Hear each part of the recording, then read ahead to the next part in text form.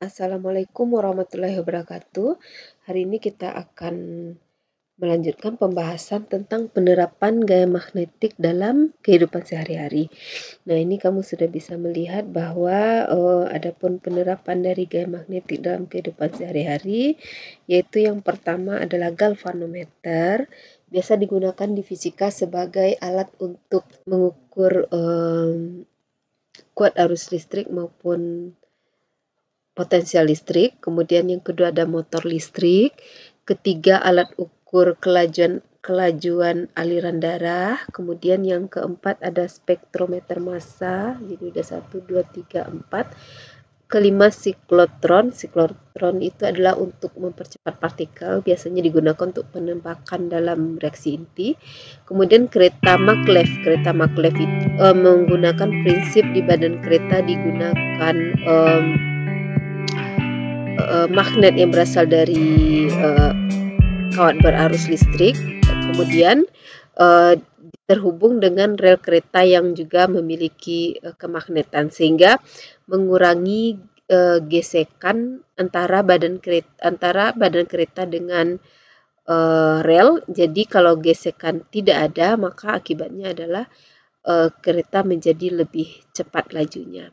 Kemudian video recorder juga memanfaatkan gaya magnetik, bel listrik, saklar listrik, dan nah dari gambar ini coba kamu perhatikan, andaikan ada sebuah kumparan berupa persegi panjang B dari utara menuju selatan. Kumparan ini katakanlah kita berikan namanya kumparannya, misalkan ini titik A, kemudian ini titik B, C, kemudian D. Jadi ada kumparan AB, CD. Nah, akhirnya kalau dibuat sederhana gambar ini, kumparan A, misalkan ini kumparan A, misal kita alirilah arus kumparan ini dengan arus ke sini, ke atas. Akibatnya kan arus jalan sampai di kumparan A ke B, arah arus ke atas, ini I-nya. Berada pada medan magnet yang mengarah ke sana, dari utara ke selatan. Nah, sesuai dengan kaidah tangan kanan kedua, semoga kamu masih ingat nih kaidah tangan kanan kedua, bahwa apabila ibu jari menunjukkan arah arus listrik sebesar I, maka nanti I, 4 jari menunjukkan arah B, maka pada kawat berarus listrik akan muncul gaya Lorentz yang arahnya adalah searah dengan arah telapak tangan. Nah, ini gaya Lorentz. Boleh diaplikasikan kaidah tangan kanan kedua ini. Jadi kaidah tangan kanan kedua ini diaplikasikan ke sini. Efeknya adalah dengan arah B ke kiri, kemudian kawatnya ke belakang, maka tentu saja telapak tangan kita akan menuju ke atas. Sehingga pada kawat ini akan muncul gaya Lorentz ke atas, F. Ya, pada kawat AB. Coba lihat, dilihat lagi kawat AB yang ini ke sini ya. Nah, akibatnya pada kawat AB akan muncul gaya Lorentz yang arahnya ke atas. Nih ke sini.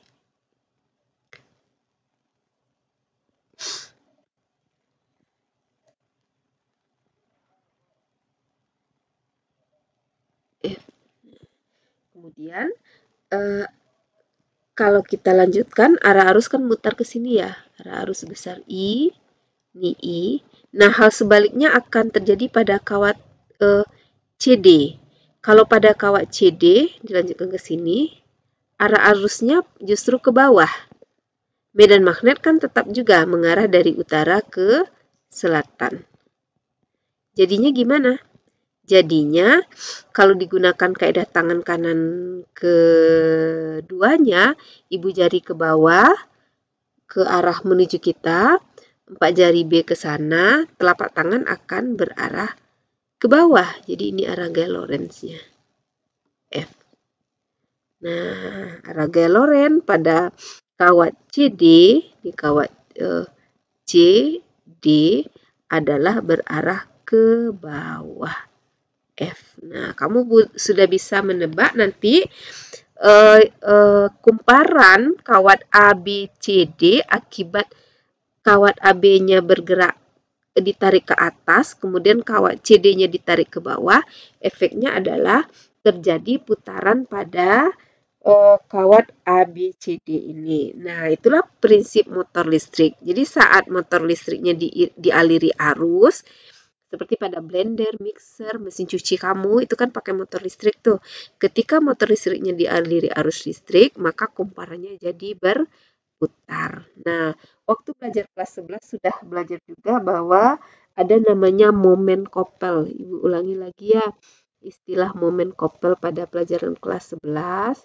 Misalkan ada katakanlah batang, kemudian batang itu diberi gaya dengan arah F yang berlawanan dan nilai F-nya sama besar, maka akan muncul momen kopel sebesar F itu dikali dengan jaraknya. Misalkan jaraknya D, maka F dikali D.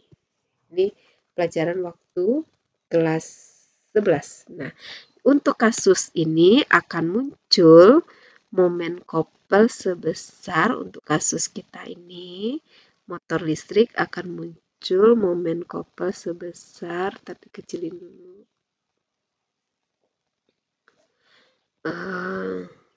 akan muncul momen kopel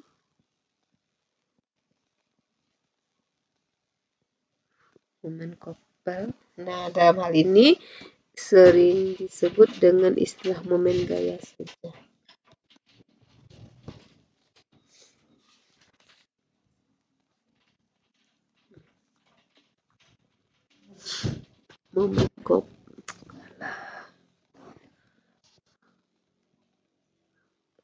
Momen kopel sebesar to sama dengan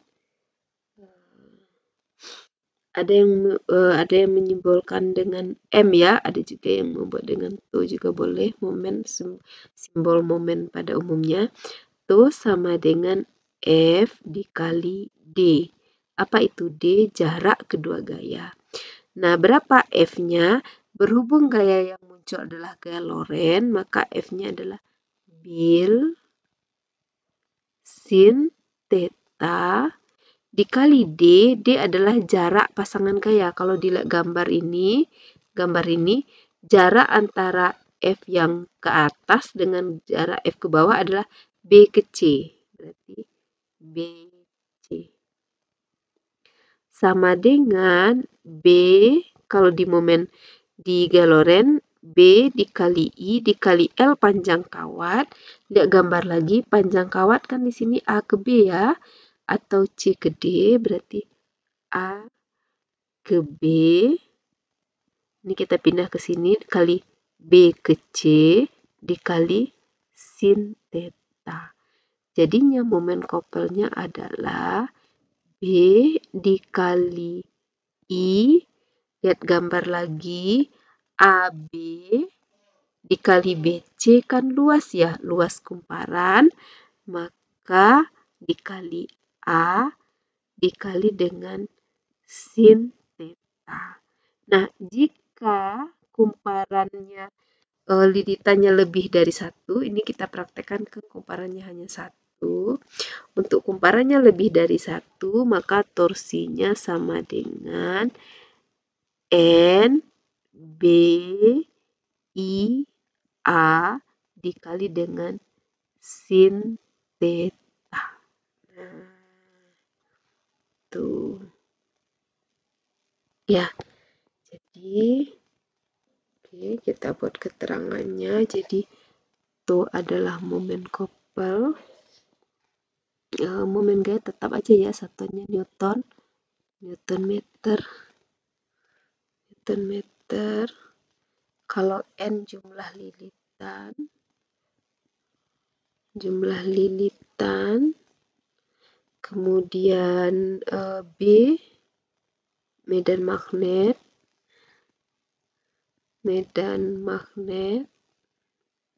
satuannya Tesla, kemudian I, kuat arus,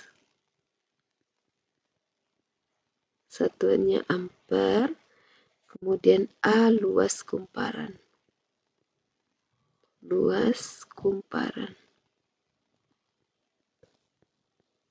Satuan luas meter kuadrat.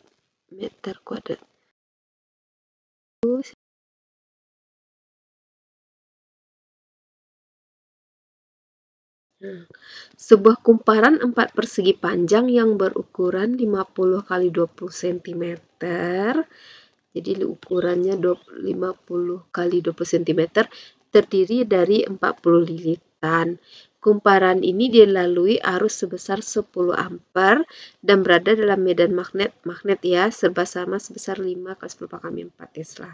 Tentukan besar momen kopel pada saat kumparan itu membentuk sudut 60 derajat terhadap arah medan magnet.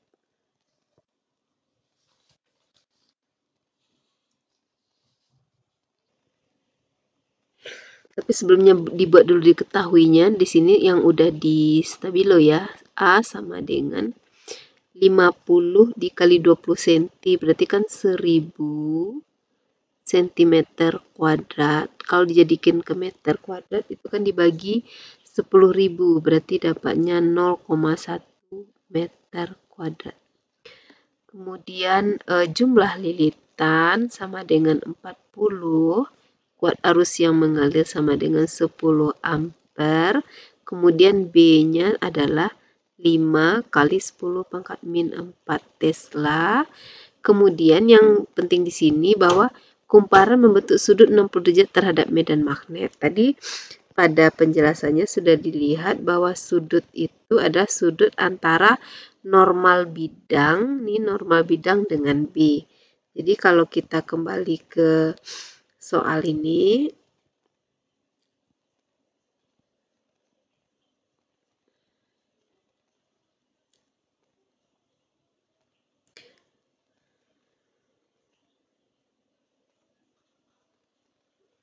maka kalau seandainya ini kumparannya, kan, maka yang dimaksud dengan normal bidang kan yang tegak lurus kumparan. Ini normal bidang N ya. Jika medan magnetnya ke sini sebesar B, soal mengatakan membentuk sudut 60 derajat terhadap medan magnet. Berarti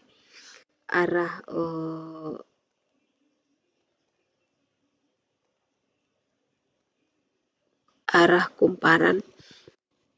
Jadi kalau membentuk sudut 30, jadi kumparannya saat itu tidak tegak lurus begini, tapi kumparannya membentuk sudut 30 derajat terhadap medan magnet. Gini, anggap aja begini. Berarti dengan medan magnetnya sudutnya 60 derajat, maka terhadap normal bidang itu sebenarnya adalah theta, dicari dulu, 90 derajat dikurang 60 derajat sama dengan 30 derajat. Kecuali nanti kamu ada soalnya misalkan saat kumparan membentuk sudut 30 derajat terhadap normal bidang. Nah, baru langsung bisa dipakai sudutnya.